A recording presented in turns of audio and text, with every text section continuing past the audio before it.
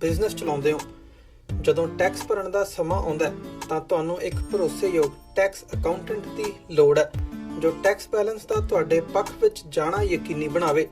Seattle ਦੀ ਜਾਣੀ ਪਛਾਣੀ company accurate accountants and taxes ਤੁਹਾਡੀ ਸੇਵਾ ਵਿੱਚ ਹਾਜ਼ਰ ਹੈ। ਅਸੀਂ ਹਰ ਤਰ੍ਹਾਂ ਦੇ ਟੈਕਸ ਭਰਨ ਵਿੱਚ ਤੁਹਾਡੀ ਮਦਦ ਕਰਾਂਗੇ। ਟੈਕਸ ਸੰਬੰਧੀ ਕਿਸੇ ਵੀ ਤਰ੍ਹਾਂ ਦੇ ਸਵਾਲ ਲਈ ਅੱਜ ਹੀ ਸਾਡੇ ਤੱਕ ਪਹੁੰਚ ਕਰੋ। Accurate accountants and Texas.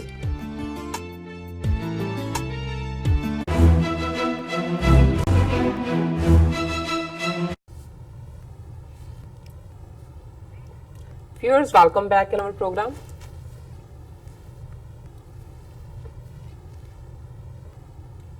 Welcome back in our program. जी डॉक्टर साहब, ਹੁਣ ਆਪਾਂ ਅੱਜ ਦੇ ਵਿਚਾਰ ਦੀ ਗੱਲਬਾਤ ਤੁਹਾਡੇ ਤੋਂ ਸੁਣਾਂਗੇ। ਜੀ ਡਾਕਟਰ ਸਾਹਿਬ, ਕੀ ਕਹਿਣਾ ਚਾਹੋਗੇ? ਦੇਖੋ, ਸ਼ੁੱਕਰਵਾਰ ਦੇ ਪ੍ਰੋਗਰਾਮ 'ਚ ਅਸੀਂ ਗੁਰੂ ਗ੍ਰੰਥ ਸਾਹਿਬ ਦੀ ਬਾਣੀ ਸ਼ਲੋਕ ਵਾਰਾਂ ਤੇ ਵਧੀਕ ਇਸ ਦੇ ਵਿੱਚ ਜਿਹੜੇ ਸ਼ਲੋਕ ਨੇ ਉਹਨਾਂ ਦੀ ਵਿਚਾਰ ਕਰਦੇ। ਅੱਜ ਦੀ ਵਿਚਾਰ ਲਈ ਅਸੀਂ ਦੋ ਸ਼ਲੋਕ 52 ਤੇ 53 ਨੰਬਰ ਚੁਣੇ ਨੇ। ਦੋਨਾਂ ਦਾ ਇੱਕੋ ਹੀ ਥੀਮ ਹੈ ਔਰ ਮੈਂ ਸੋਚ ਰਿਹਾ ਸੀ ਵੀ ਜਦੋਂ ਕੁਝ ਚੀਜ਼ਾਂ ਤਹਿਜ਼ੀਬ ਨਾਲ ਜੁੜੀਆਂ ਹੋਈਆਂ ਇਹਨਾਂ ਮੁਲਕਾਂ ਦੇ ਵਿੱਚ ਅੱਜ ਜਿਹੜਾ ਕਲੀਨ ਸ਼ੇਵ ਦਾ ਨਾਂ ਜਿਹਨੂੰ ਦਿੱਤਾ ਜਾਂਦਾ ਹੈ, ਜਿਹਦੇ ਲਈ ਜੇ ਕਦੇ ਇਹਨਾਂ ਦਾ ਹੀ ਲਿਟਰੇਚਰ ਦੇਖੀਏ ਤੇ ਬੇਅਰ ਫੇਸਡ ਕਹਿੰਦੇ ਸੀ ਕਿ ਨੰਗਾ ਜਿਹਦਾ ਮੂੰਹ ਹੈ।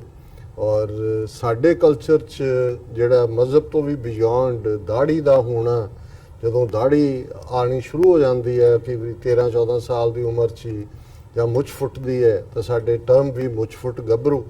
ਤੇ ਜਦੋਂ ਫਿਰ ਮਾਪਿਓ ਨੇ ਵੀ ਸਮਝਾਉਣਾ, ਕਹਿਣਾ ਹੁਣ ਤੈਨੂੰ ਦਾੜੀ ਉੱਤਰ ਆਈ ਹੈ, ਅਕਲ ਦੀ ਗੱਲ ਕਰ। ਔਰ ਇਹ ਸਮਝਦਾਰੀ ਦਾ ਪ੍ਰਤੀਕ ਸੀ, ਸਮਾਜ ਦੇ ਵਿੱਚ ਜ਼ਿੰਮੇਵਾਰੀ ਦਾ ਪ੍ਰਤੀਕ ਸੀ। ਸਾਡੇ ਲਈ ਤਾਂ ਕੇਸ ਦਾੜੀ ਸਾਡੇ ਧਰਮ ਦਾ ਜਾਂ ਰੋਮਾਂ ਦੀ ਬੇਅਦਬੀ ਨਾ ਕਰਨਾ ਉਹਦਾ ਹਿੱਸਾ ਹੈ। ਪਰ ਈਵਨ ਇਸਲਾਮ ਦੇ ਹਵਾਲੇ ਨਾਲ ਵੀ ਦਾੜੀ ਜਿਹੜੀ ਹੈ ਉਹ ਦਾਨੇਸ਼ਵਰੀ ਔਰ ਸੱਚਾ ਇਸਲਾਮ ਜਾਂ ਉਸ ਦੇ ਨਾਲ ਜੁੜੀ ਹੋਈ ਜਿਹੜੀ ਕਿਉਂਕਿ ਹਜ਼ਰਤ ਸਾਹਿਬ ਦੀ, ਹਜ਼ਰਤ ਮੁਹੰਮਦ ਸਾਹਿਬ, ਉਹਨਾਂ ਦੇ ਵੀ ਮੂਏ ਮੁਬਾਰਕ ਔਰ ਦਾੜੀ ਉਸ ਦਾ ਜ਼ਿਕਰ ਹੁੰਦਾ। ਸੋ ਇਹ ਦੋਨੋਂ ਹੀ ਜਿਹੜੇ ਸ਼ਲੋਕ ਨੇ ਇਹ ਇਸ ਪਾਸੇ ਵੱਲ ਇਸ਼ਾਰਾ ਕਰਦੇ ਨੇ ਕਿ ਵੀ ਬਹੁਤ ਵਾਰ ਅਸੀਂ ਰੂਪ ਰੱਖ ਕੇ ਵੀ ਜਿਹਦੇ 'ਚ ਕਿ ਸਾਡਾ ਦਾੜਾ ਹੈ ਜਾਂ ਅਸੀਂ ਆਪਣੇ ਆਪ ਨੂੰ ਧਰਮੀ ਪਹਿਰਾਵੇ 'ਚ ਰੱਖਦੇ ਹਾਂ, ਅਸੀਂ ਜਿਹੜਾ ਉਹ ਕੂੜ ਕਮਾਵਾਂਗੇ ਜਾਂ ਦੂਜਾ ਹੋਏਗਾ, ਫਿਰ ਇਸ ਨੂੰ ਲੱਜ ਆਏਗੀ, ਇਸ ਨੂੰ ਜਿਹੜੀ ਹੈ ਆਂਚ ਆਏਗੀ ਇਸ ਰੂਪ ਨੂੰ। ਸੋ ਪਹਿਲੇ ਸੇ ਦਾੜੀਆਂ ਸੱਚੀਆਂ ਜੇ ਗੁਰ ਚਰਨੀ ਲਗਨ, ਅੰਦਨ ਸੇਵਨ ਗੁਰ ਆਪਣਾ, ਅੰਦਨ ਅਨਦ ਰਹਨ, ਨਾਨਕ ਸੇ ਮੂੰਹ ਸੋਹਣੇ ਸੱਚੇ ਦਰ ਦਿਸਨ। ਕਿ ਭਾਈ ਉਹੀ ਦਾੜੀਆਂ ਸੱਚੀਆਂ ਕੁਹਾਣ ਦੀਆਂ ਹੱਕਦਾਰ ਨੇ। ਔਰ ਇਸ ਤੋਂ ਬਿਨਾਂ ਮੈਂ ਦੇਖਦਾ ਕਿ ਵੀ ਕਿਉਂਕਿ ਬਹੁਤ ਵਾਰ ਜਿਹੜੇ ਹੰਕਾਰੀ ਲੋਕ ਨੇ ਉਹ ਵੀ ਐਂ ਰੱਖ ਕੇ ਤੇ ਧਮਕੀਆਂ ਨੂੰ ਦਿੰਦੇ ਸੀ ਗਰੀਬਾਂ ਨੂੰ ਜਾਂ ਆਪਣਾ ਹੁਕਮ ਚਲਾਉਂਦੇ ਸੀ। ਤੇ ਗੁਰੂ ਅਰਜਨ ਸਾਹਿਬ ਦਾ ਇੱਕ ਫਰਮਾਨ ਹੈ ਇੱਕ ਥਾਂ ਦੇ ਉੱਤੇ ਕਿ ਵੀ ਗਰੀਬਾਂ ਉੱਪਰ ਜੇ ਖਿੰਜੈ ਦਾੜੀ, ਪਾਰ ਬ੍ਰਹਮ ਸਾ ਅਗਨ ਮੈਂ ਸਾੜੀ। ਕਿ ਜਿਹੜੇ ਗਰੀਬ ਦੇ ਉੱਤੇ ਆਮ ਜਿਹੜਾ ਡਾਊਨ ਟਰੋਡਨ ਹੈ ਉਸ ਦੇ ਉੱਤੇ ਆਪਣੀ ਦਾੜੀ ਖਿੱਚਦਾ ਹੈ, ਮਤਲਬ ਇਹ ਹੈ ਕਿ ਹੁਕਮ ਚਲਾਉਂਦਾ ਹੈ, ਗਰੀਬਾਂ ਉੱਪਰ ਜੇ ਖਿੰਜੈ ਦਾੜੀ, ਪਾਰ ਬ੍ਰਹਮ ਸਾ ਅਗਨ ਮੈਂ ਸਾੜੀ। ਵੀ ਅਲਟੀਮੇਟਲੀ ਇਸ ਕਿਸਮ ਦੇ ਹੰਕਾਰੀ ਲੋਕ ਉਹ ਐਂਡ ਹੁੰਦੇ ਨੇ ਔਰ ਉਹਨਾਂ ਦਾ ਗਰੂਰ ਰੱਬ ਤੋੜਦਾ।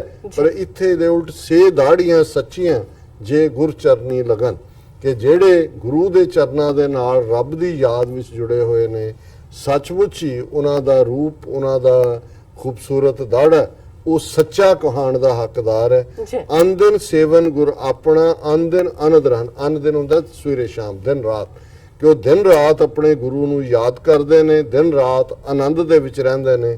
ਨਾਨਕ ਸੇ ਮੂੰਹ ਸੋਹਣੇ ਸੱਚੇ ਦਰ ਦਿਸਨ, ਉਹਨਾਂ ਦੇ ਉੱਤੇ ਰੂਪ ਚੜ੍ਹਦਾ।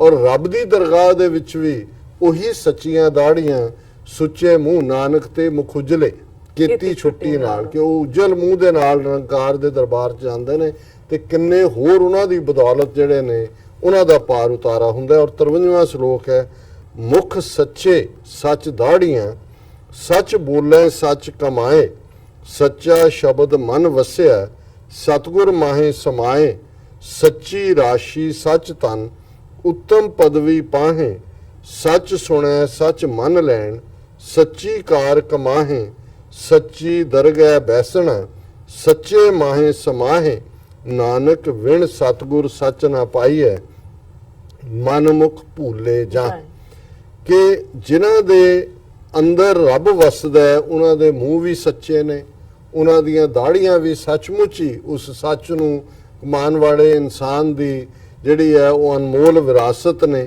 ਉਹਨਾਂ ਦੇ ਜ਼ਿੰਦਗੀ ਦੇ ਅੰਦਰ ਸੱਚ ਹੈ, ਉਹ ਸੱਚ ਦੀ ਕਮਾਈ ਕਰਦੇ ਨੇ, ਉਹਨਾਂ ਦੀ ਜ਼ੁਬਾਨ ਤੋਂ ਵੀ ਸੱਚੇ ਬੋਲ ਨਿਕਲਦੇ ਨੇ ਕਿਉਂਕਿ ਉਹਨਾਂ ਦੇ ਅੰਦਰ ਸੱਚਾ ਸ਼ਬਦ ਉਹਨਾਂ ਦੇ ਮਨ 'ਚ ਵਸਦਾ ਹੈ। ਉਹ ਦਿਨ ਰਾਤ ਆਪਣੇ ਵਾਹਿਗੁਰੂ ਦੇ ਵਿੱਚ ਉਹਦੀ ਯਾਦ ਦੇ ਵਿੱਚ ਸਮਾਏ ਰਹਿੰਦੇ ਨੇ। ਇਹੀ ਉਹਨਾਂ ਨੂੰ ਇਸ ਗੱਲ ਦੀ ਸਮਝ ਹੈ ਕਿ ਸੱਚੀ ਰਾਸ਼ੀ ਸੱਚ ਧਨ, ਕਿ ਇਹੀ ਮੇਰਾ ਸੱਚਾ ਧਨ ਹੈ, ਇਹੀ ਮੇਰੀ ਸੱਚੀ ਇਨਵੈਸਟਮੈਂਟ ਹੈ ਔਰ ਇਹਦੇ ਚੋਂ ਹੀ ਰੱਬ ਦੀ ਦਰਗਾਹ ਦੇ ਵਿੱਚ ਇਹ ਸੱਚ ਦੇ ਰਸਤੇ ਤੇ ਤੁਰਦਿਆਂ ਉੱਤਮ ਪਦਵੀ ਪਾਹੇ। ਸੱਚ ਸੁਣੇ ਸੱਚ ਮੰਨ ਲੈਣ। ਉਹਨਾਂ ਦੇ ਅੰਦਰ ਇਹ ਵੀ ਹਿੰਮਤ ਹੁੰਦੀ ਹੈ ਕਿ ਉਹ ਸੱਚ ਦੀ ਗੱਲ ਸੁਣਦੇ ਨੇ। ਜੇ ਉਹਨਾਂ ਨੂੰ ਕੋਈ ਟੋਕਦਾ ਵੀ ਹੈ ਤੇ ਗੱਲ ਸੱਚੀ ਹੈ, ਉਹ ਫਿਰ ਗੁੱਸਾ ਨਹੀਂ ਕਰਦੇ ਕਿ ਮੇਰੀ ਬੇਇੱਜ਼ਤੀ ਖਰਾਬ ਕਰ ਦਿੱਤੀ। ਉਹ ਜਿਹੜੇ ਨੇ ਉਹ ਉਸ ਦਾ ਜਿਹੜਾ ਉਹ ਇੱਜ਼ਤ ਕਰਦੇ ਨੇ। ਸੱਚ ਸੁਣੇ ਸੱਚ ਮੰਨ ਲੈਣ ਸੱਚੀ ਕਾਰ ਕਮਾਏ। ਉਹ ਉਸੇ ਹੀ ਜਿਹੜਾ ਉਹਨਾਂ ਦੀ ਗੁਸਤਾਖੀ ਹੈ ਉਹਨੂੰ ਕਰੈਕਟ ਕਰਕੇ ਫਿਰ ਸੱਚੀ ਕਾਰ ਕਮਾਉਂਦੇ ਨੇ। ਸੱਚੀ ਦਰਗਾਹ ਬੈਸਣਾ ਸੱਚੇ ਮਾਹੇ ਸਮਾਏ। ਉਹ ਉਸ ਰੱਬ ਦੀ ਸੱਚੀ ਦਰਗਾਹ ਦੇ ਵਿੱਚ ਕਿਉਂਕਿ ਉਹ ਸੱਚ ਦੇ ਵਿੱਚ ਹਮੇਸ਼ਾ ਸਮਾਏ ਰਹਿੰਦੇ ਨੇ। ਨਾਨਕ ਵਿਣ ਸਤਿਗੁਰ ਸੱਚ ਨਾ ਪਾਈਏ ਮਨ ਮੁਖ ਭੂਲੇ ਜਾਹੇ। ਕਿ ਭਾਈ ਜੇ ਸੱਚ ਦੇ ਰਸਤੇ ਤੇ ਤੁਰਨਾ ਤੇ ਫਿਰ ਤੁਹਾਨੂੰ ਗੁਰੂ ਦੀ ਓਟ ਆਸਰਾ ਲੈਣਾ ਪੈਂਦਾ ਤੇ ਜਿਹੜੇ ਗੁਰੂ ਤੋਂ ਦੂਰ ਹੋ ਕੇ ਮਨ ਦੇ ਆਖੇ ਲੱਗ ਕੇ ਜਿਉਂਦੇ ਨੇ ਮਨ ਮੁਖ ਭੂਲੇ ਜਾਹੇ।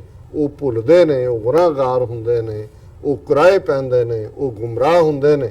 ਤੇ ਸੱਚ ਦੇ ਰਸਤੇ ਤੇ ਤੁਰੇ ਗੁਰੂ ਦੇ ਕਰੀਬ ਦਰਗਾਹ ਚੁਰਾਂ ਦੀ ਥਾਂ ਤੇ ਸੇ ਦਾੜੀਆਂ ਸੱਚੀਆਂ ਜੇ ਗੁਰਚਰਨੀ ਲਗਨ। ਇਹ ਉਹਨਾਂ ਦਾ ਰੂਪ ਵੀ ਜਿਹੜਾ ਦੁਨੀਆ ਦੇ ਵਿੱਚ ਇੱਕ ਸ਼ੋਭਾ ਦਿੰਦਾ ਹੈ ਉਹਨਾਂ। ਜੀ ਡਾਕਟਰ ਸਾਹਿਬ ਤੁਹਾਡਾ ਬਹੁਤ ਬਹੁਤ ਸ਼ੁਕਰੀਆ। ਤੁਸੀਂ ਅੱਜ ਦੇ ਐਮੀ ਸ਼ੋ ਤੇ ਅੱਜ ਦਾ ਵਿਚਾਰ ਸਾਰੇ ਦਰਸ਼ਕਾਂ ਨਾਲ ਸਾਂਝਾ ਕੀਤਾ। ਇਸ ਨਾਲ ਆਪਣੇ ਵਿਊਜ਼ ਕੋਲ ਨੇ ਇਜਾਜ਼ਤ। ਵਿਊਅਰਸ ਤੁਹਾਡਾ ਬਹੁਤ ਬਹੁਤ ਸ਼ੁਕਰੀਆ। ਤੁਸੀਂ ਆਪਣੇ ਕੀਮਤੀ ਸਮੇਂ ਵਿੱਚੋਂ ਸਮਾਂ ਕੱਢ ਕੇ ਸਾਨੂੰ ਆਪਣੇ ਰਾਏ ਤੇ ਸੁਝਾਅ ਭੇਜੇ ਨੇ ਤਾਂ ਭੇਜਦੇ ਰਹਿਣਾ ਸਾਡੇ ਇਸ ਪਤੇ ਤੇ sos@tv84.tv ਤੇ ਅਸੀਂ ਆਪਣਾ ਪ੍ਰੋਗਰਾਮ ਲੈ ਕੇ ਫਿਰ ਦੁਬਾਰਾ ਤੁਹਾਡੇ ਸਾਹਮਣੇ ਮੁਖਵਾਂਗੇ। ਤਦ ਤੱਕ ਲਈ ਮੈਨੂੰ ਤੇ ਆਪਣਾ ਸੁਣਾ ਗਿਆ ਦੋ ਦੇਖਦੇ ਰਹੋ TV84। ਬੁਲਾ ਦਿਓ ਫਤਿਹ। ਵਾਹਿਗੁਰੂ ਜੀ ਕਾ ਖਾਲਸਾ ਵਾਹਿਗੁਰੂ ਜੀ ਕੀ ਫਤਿਹ।